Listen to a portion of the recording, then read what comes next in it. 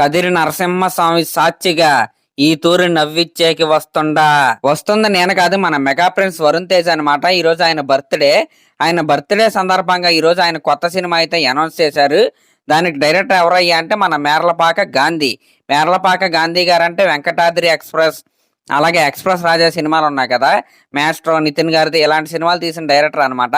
ఆయన ఒక మంచి సెన్సిబుల్ డైరెక్టర్ అనే చెప్పాలి. అయితే ఈ సినిమాకి మ్యూజిక్ డైరెక్టర్ గా మన తమన్నాను అయితే తీసుకున్నారు. వరుణ్ తేజ్ గారి కెరియర్ లోనే చాలా క్లిష్ట పరిస్థితిలో ఉన్నాడని చెప్పాలి. ఎందుకంటే వరుస పెట్టి పోటాపోటీ ఫ్లాప్లు అయితే కొట్టాడు ఆయన. నిజంగా ఒకదాన్ని మించి ఒకటైతే ఉండే సినిమాలు అయితే తీశాడు. ఎలా వచ్చినాయో కూడా ఎవరికి తెలియలేదు, అలా వెళ్ళిపోయాయి. అసలు ఆయన కెరియర్ స్టార్టింగ్ లో చూసుకుంటే మామూలు సినిమాలు కాదనమాట.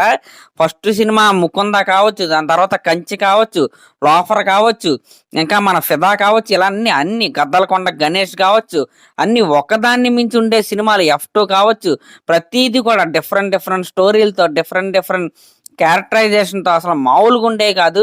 అసలు అలాంటి స్క్రిప్ట్లు సెలెక్ట్ చేసుకునేవాడు అసలు ఇప్పుడు హిట్ కొట్టడానికి కూడా ఎంత బాధపడే పరిస్థితికి అయితే వెళ్ళాడంటే నిజంగా చాలా బాధగా ఉంది. అసలు ఆ జడ్జిమెంట్ అనేది ఎందుకు రాంగ్ అవుతుందో నాకైతే అస్సలు అర్థం కాలేదు. తొలి ప్రేమ చెప్పడం అయితే మర్చిపోయాను. అసలు మీరు చూసుకోండి, మామూలు సినిమాలు కాదు.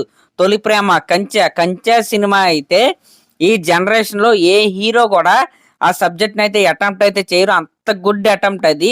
దాంతో కూడా హిట్ అయితే కొట్టాడు మన వరుణ్ తేజ్.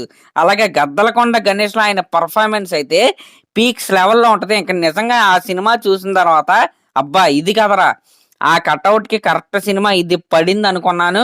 దాని తర్వాత మొదలు పెట్టాడండి గని, అది దాని తర్వాత గాంధీవదారి అర్జున, దాని తర్వాత మొన్న ఏదో ఆపరేషన్ వ్యాలంటైన్, మొన్న మట్కా. అసలు ఆ సినిమా వచ్చినట్టయితే వెళ్ళిపోయాయి. కానీ ఇప్పుడు వచ్చే సినిమా అలా అవ్వకూడదని నేనైతే కోరుకుంటున్నా. ఇది మంచి కామెడీ అడ్వెంచర్ సినిమా అనమాట. మేర్లపాక గాంధీ అంటే మినిమం గ్యారంటీ అయితే ఉంటది. ఖచ్చితంగా ఈసారి అయితే పెద్ద హిట్ కొట్టి మరొకసారి వరుణ్ తేజ్ గారు తన స్క్రిప్ట్ సెలక్షన్ ని బ్యాక్ తెచ్చుకొని మంచి హిట్ కొట్టి ఫామ్ లోకి రావాలని నేనైతే కోరుకుంటున్నాను.